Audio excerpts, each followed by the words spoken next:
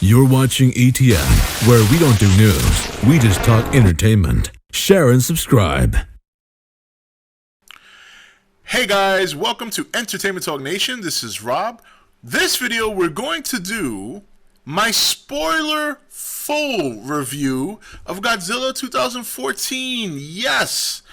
And this review will contain spoilers. I am going to rot this movie. So if there's even some minor things you may not want to know about, do not watch this video because I'm going to ruin it. I'm going to ruin it. It's a spoiled, rotten review. I'm going to speak and leak everything about this movie. So, if you see my spoiler-free review, I pretty much really tried hard. It was really difficult to talk about the movie and not give away anything. So here's what I'm going to do here. So I'm just going to go through the movie real quick from one step to the other. And look, it was a fun movie. I was very satisfied. I was very happy with what I saw. It was even somewhat better than what I expected. Because I'm not going to lie, I did have lowered expectations the whole time. Ever since I began this journey, my expectations of this movie have been low, not because I didn't trust or believe, but because Godzilla is a hard sell. It is a hard sell. No matter what director you are, Godzilla is a hard character to sell these days, especially in the United States when nobody really takes him seriously. But the opening of this movie, the first act of this movie is very strong. I feel that Juliette Binoche and Bryan Cranston, I definitely think that killing Bryan Cranston in the first half of the movie was a mistake. I will say that. I think it was a mistake. I think they should have taken him along to ride a little bit longer. But that's not to take anything away from the beginning of the movie where he's front and center. He gives a great performance, albeit a short one. It is a short performance. Don't expect to see this guy like very far into the movie. I mean, he pretty much dies shortly after Juliette Binoche. So then, the funny thing is the scene in Janjira is very, very sad, even if you know what's happening.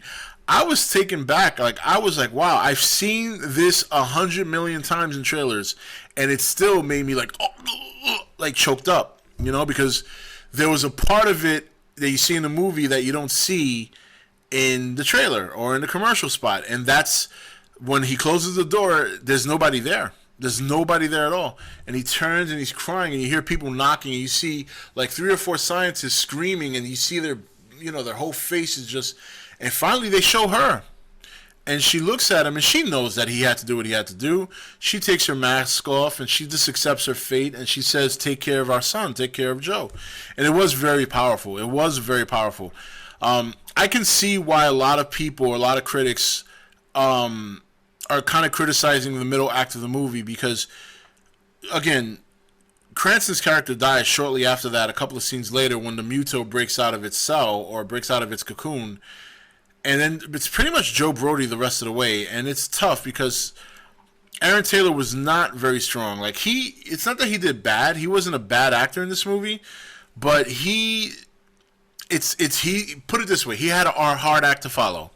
It was a hard act to follow what Binoche and Cranston did in the first act. So even if he did his best, I don't even think he could have topped that. Cranston really pulled a great performance. He pulled a great performance for the short time that he was on screen. Now, and I just want to get this out there now. I don't want this to be a long video, so I'm going to get to the meat and potatoes here. So anyone that's worried about whether or not you're going to see Godzilla a lot, you get to see him. You get to see quite a bit of him. I read some reviewers said you get 18 minutes of Godzilla. I think that's horseshit. That's first of all, you get him in the opening of the movie, okay? And you don't see his full body, but you see him, his spines coming out of the water and all this kind of stuff. I would say a couple of minutes after the first Muto pops out and takes off for the across the Pacific, they already start talking about him, and they start discussing how he's going to wake up soon because of this nuclear EMP or whatever that the Muto's giving off. And yes, they do give off EMP, or this one gives off EMP. Well, they both do, kind of. To make a long story short, the airport scene, you're not going to get what you think you're going to get there, but it's not disappointing either. you see the Muto and Godzilla fight, but you see him fight from a news standpoint perspective. Like the little kid is sitting and he's watching the news and they're showing footage of the two monsters fighting. Still a very good clip though. Now, I'm going to go right to the atomic breath. Because this is, I know, what a lot of people want to hear who don't mind spoilers. The atomic breath, the way they did it was very good. Don't expect like this big. It's not a big thing of like whoosh of breath. Actually, it's very thin compared to the original, but it has like a flow to it. It does look kind of like you know what it looks like? Otachi's spit from Pacific Rim. Only it doesn't spray; it just shoots straight. But it has that same kind of vibrant blue, and it has waves in it. It shoots like straight out from his throat. You know, it doesn't cover his whole mouth. It's just straight from the throat. The way his light backs up, and the way they set it up when it happened, oh man, you know, basically, Ford Brody basically saved Godzilla's life in this part. The Muto are nesting. They're using the nuclear power to start hatching, and there's a lot of eggs. There's a lot of eggs. I mean, they're all over the place, and Ford says he's about to retreat with the military, but he looks back and he realizes that there's a lot of eggs with little Mutos in it. And he lights the shit on fire and catches the attention of the large female, which is the 8-legged one. And she comes back and she's looking through and she's pissed and she notices him. And she's like leaning towards him, like almost like she's going to probably eat him. And you see this blue light come in the background. And she turns around, and all you see is Godzilla in the silhouette, slowly, one spike at a time, starts lighting up his back. And it was just like I wanted. They show him, he burrows his chest out, and he blasts her. And I'm like, that's exactly how I pictured it. And you guys know, if you see my videos, that is exactly how I said I want to see it. That's how they do it.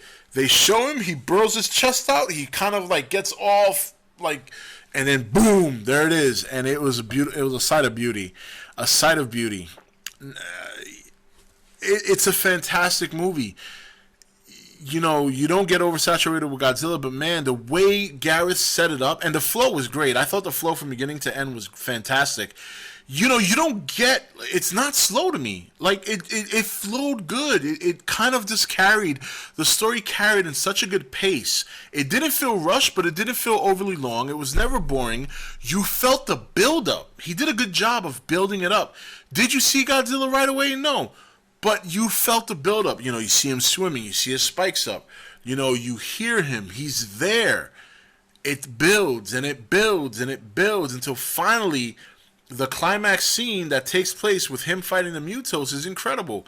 They tag team him. They kick the shit out of him. I mean, they kicked the shit.